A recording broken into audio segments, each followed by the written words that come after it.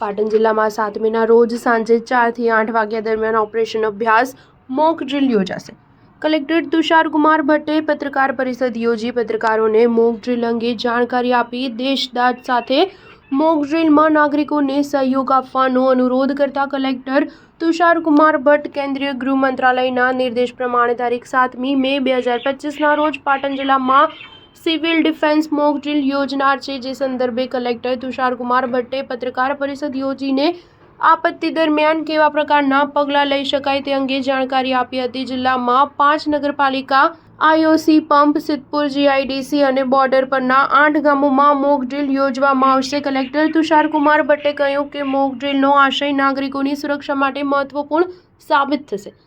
જો કે mock drill આપત્તિ દરમિયાન સિવિલ ડિફેન્સ નાગરિકોની સુરક્ષાના ભાગરૂપે કરવામાં આવનાર છે, જેનાથી કોઈ પણ નાગરિકોએ ભયભીત થવાની જરૂર નથી। તારીખ 7મી મે સાંજે 4 થી 8 વાગ્યા દરમિયાન ઓપરેશન અભ્યાસ હેઠળ મોક ડ્રીલમાં સહભાગી થવા માટે નાગરિકોને અનુરોધ કરાયો છે।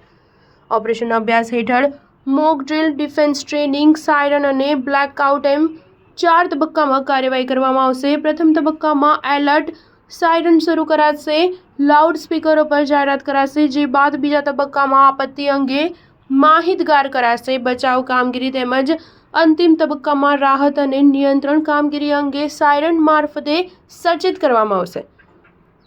રાત્રે 7:30 થી 8 દરમિયાન બ્લેકઆઉટ પત્રકાર પરિષદ માધ્યમથી કલેક્ટરશ્રીએ જિલ્લાના નાગરિકોને અપીલ કરી હતી, તેમજ અફવાઓથી બચવા અને સોશિયલ મીડિયા દ્વારા કોઈ ખોટા મેસેજ કરી નાગરિકોમાં ભયનો માહોલ ઊભો ન કરવા અપીલ કરી હતી।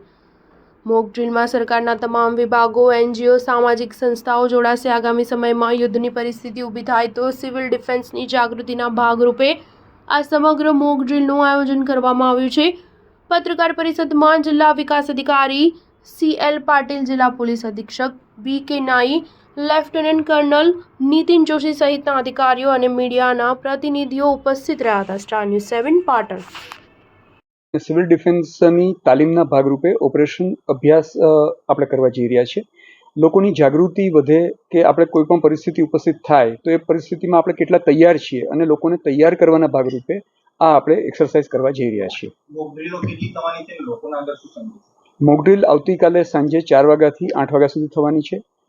લોકોને આપણે કે આ મોક ડ્રીલની અંદર જે પણ પ્રવૃત્તિ થાય એ પ્રવૃત્તિનું એક લોકોને શીખવવા માટે એજ્યુકેશનના ભાગરૂપે આપણે કરવા જઈ રહ્યા છીએ કે જેથી આવી પરિસ્થિતિ ઉપસ્થિત થાય તો કેવા પ્રકારની તૈયારી આપણે વધારે સારી રીતે કરી શકીએ અને એ સમજાવવાના ભાગરૂપે એક્સરસાઇઝ છે। સૌથી પહેલાં તો કોઈ પણ પ્રકારની માનો કે આપણી પર કંઈ આવે છે આપત્તિ, તો એ સંજોગોમાં આપણે સાયરન વાગશે।